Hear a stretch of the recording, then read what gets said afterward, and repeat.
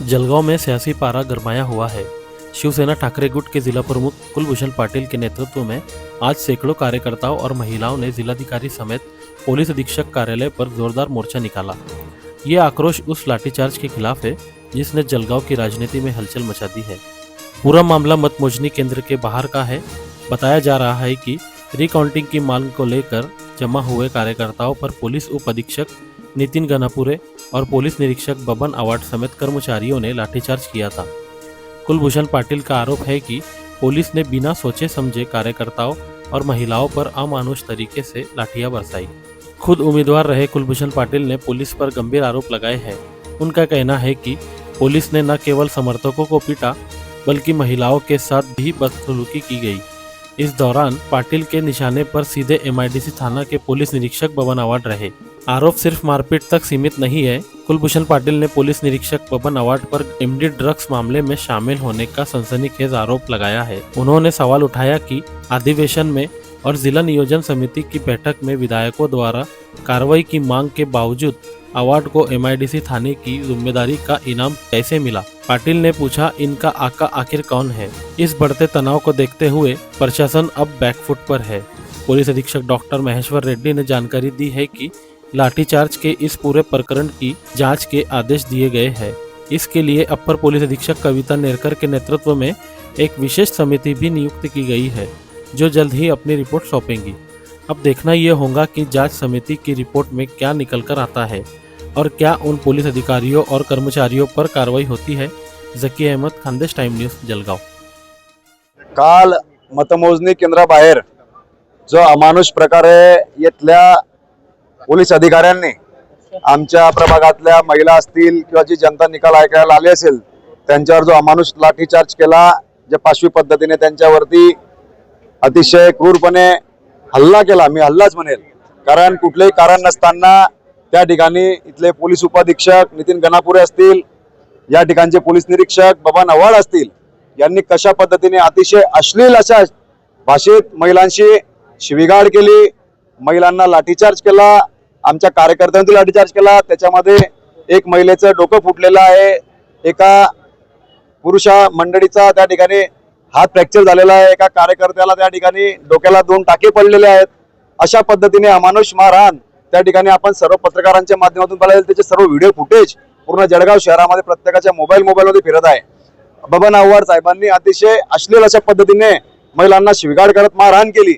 हे बबन अवार्ड तेच आहेत ज्यांच्यावर यापूर्वी डीपीडीसी मध्ये अनेक आमदारांनी त्यांच्या एमडी ड्रग्सच्या बाबतीत, ड्रग्स तस्करीच्या बाबतीत अनेक आरोप केलेले आहेत। परंतु मी या ठिकाणी प्रशासनाला आणि या शासनाला विचारतो की यांना कोणाचा अभय आहे, हे कोणाच्या दबावाखाली इथले लोक काम करतायत, अशा अधिकाऱ्याला त्या ठिकाणी पाठीशी घालण्याचं काम कोण करतंय। अशा ज्या अधिकाऱ्यावरती अतिशय गंभीर स्वरूपाचे आरोप असताना देखील त्यांना या ठिकाणी त्यांच्या मर्जीतलं म्हणजे स्थानिक गुन्हे शाखेच्या पोलीस निरीक्षक पदाचं या ठिकाणी बक्षीस दिलं गेलं। हे सर्व कोणाच्या आशीर्वादाने होतंय हे देखील तपासणं गरजेचं आहे। हे बबन अवार्ड जे पोलीस निरीक्षक आहेत यांचे सर्व कालच्या पद्धतीचे कालचे जे झालेले प्रकार आहेत त्याचे फुटेज आणि व्हिडिओ आणि आम्ही मानवाधिकार आयोग, राष्ट्रपती भवन, जे कुठले प्राधिकरण आम्हाला अपिले करायचे असतील त्या सर्व अपिलीय प्राधिकरणाकडे आम्ही त्या ठिकाणी दाद मागण्यासाठी देणार आहोत आणि त्यांच्यावर कारवाई करण्यासंदर्भात आम्ही त्या ठिकाणी मागणी करणार आहोत। त्यांच्यावर जोपर्यंत कारवाई होणार नाही तोपर्यंत आम्ही आमचा लढा सुरूच ठेवू। जर आम्हाला योग्य न्याय मिळाला नाही तर भविष्य काळामध्ये शिवसैनिक कशा पद्धतीने आंदोलन करतो आणि शिवसेना स्टाईल आंदोलन कसं असतं हे देखील आम्ही त्यांना या ठिकाणी दाखवून देऊ। उमेदवारांना मारहाण केली, उमेदवार जे त्या ठिकाणी मतमोजणीला गेलेले होते त्यांना बाहेर फेकण्यात आलं, लाठीचार्ज करण्यात आला। हा कुठला न्याय आहे। जर त्यांना या ठिकाणी त्यांच्यावर योग्य कारवाई केली नाही, आम्ही त्या संदर्भात या ठिकाणी पोलीस अधीक्षकांशी बोललेलो आहे। पोलीस अधीक्षकांनी कारवाईच्या संदर्भात आम्हाला या ठिकाणी आश्वासन दिलेलं आहे आणि निश्चित मला खात्री आहे की त्यांच्यावर कारवाई या ठिकाणी होईल। काउंटिंगच्या दिवशी वार्ड नंबर 10 ते आरो नंबर 6 त्या ठिकाणी काही उमेदवारांनी रिकाउंटिंगसाठी अर्ज केले होते। आरोनी त्यांच्या अधिकाऱ्यामध्ये त्यांनी रिजेक्ट करण्यात आले होते। मग त्याच्या अनुषंगाने जे काउंटिंग सेंटरमध्येच काही वेळेला त्यांनी बसून राहिलं होतं। मग आरोनच्या आदेशानुसार आम्ही जे कोणी बसून होते त्यांना जे काउंटिंग सेंटरमधून बाहेर घेतलेले होते। तोपर्यंत काउंटिंग सेंटरचं ओव्हरऑल बाहेरचं जिथे बॅरिकेडिंग असतं तिथं जवळपास 1000 एक लोक जमा झाले होते। मग ह्या उमेदवार देखील तिथं गेलं ही जे कोणी पब्लिक आहे, क्राऊड जमा झाला होता, त्यांचं काही कंट्रोल कोणाचं नव्हतं आणि काही वेळानंतर अचानकपणे समोरून 1-2 दगड यायला सुरू झाला. मग पोलिसांना नाईलाजानं स्वल्प बलाचा वापर करून म्हणजे लोकांना त्या ठिकाणीवरून पाठवण्यात आलेलं आहे. त्या संदर्भात 300 अ, अ, पोलिसांवरती अटॅक केलं आणि पोलिसांचा कामामध्ये अडथळा निर्माण केलेला आहे.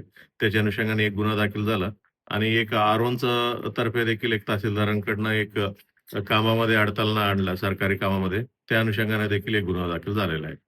सर, काल त्यांनी 2 महिलांना त्या ठिकाणी लाठीचार्जमध्ये 2 महिला जखमी झाल्या आहेत. तर त्या पोलीस अधिकाऱ्यांवर पण कारवाई करण्याची मागणी त्यांनी केली आहे. जे काही मागणी केल्या असतील त्यांना ॲडिशनल एस-पी चाळीसगावकडं इन्क्वायरी देण्यात आलेलं आहे.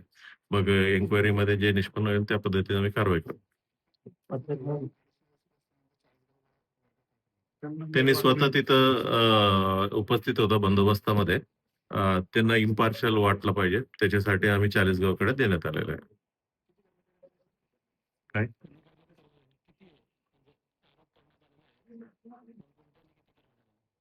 त्यांनी असं मोगम पद्धतीनं आरोप केलेला आहे.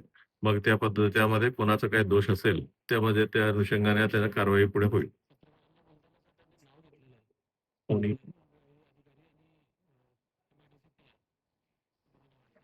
त्याच्याबद्दल मला अजूनपर्यंत मला माहिती प्राप्त नाहीये.